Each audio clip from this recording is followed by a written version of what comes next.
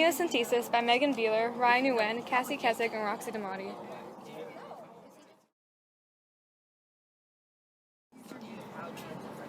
Amniocentesis is a procedure in which the amniotic fluid in a woman's uterus that surrounds the baby when it is forming is drained from the body. This photo shows the process of inserting the needle in the stomach in order to access the amniotic fluids.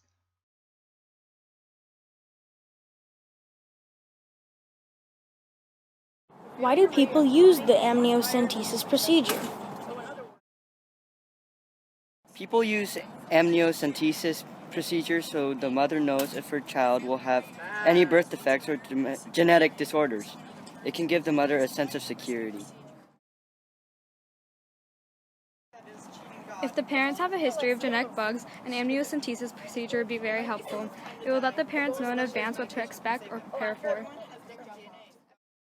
Fetal lung testing, sampling of the amniotic fluid can determine the maturity of the fetus's lungs. When the fetus's lungs are mature enough, it is deemed ready for birth. Diagnosis of fetal infection can determine whether the baby carries an infection or illness, especially to evaluate the severity of the baby's anemia. Anemia is a condition marked by the deficiency of red blood cells. In fetuses, it is caused by proteins from the mother attacking certain antibodies on the surface of the fetus's blood cells. This can occur, but is very uncommon. Some risks are an injury to the baby from a needle, a miscarriage, or an infection in the uterus, though these rarely happen. What is the genetic step-by-step process? What happens first is that the doctor makes an analysis of specific fetal chemicals in the mother's blood.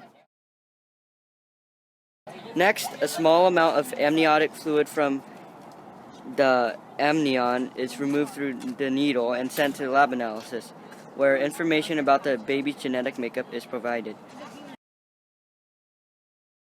Then, millions of fetal skin cells from the amniotic fluid are cultured to produce a karyotype. What are the ethical concerns? There are many ethical concerns. Some are the influence an amniocentesis might have on the possible abortion of a child. It might cause emotional stress on the parent, knowing their child have a genetic disorder.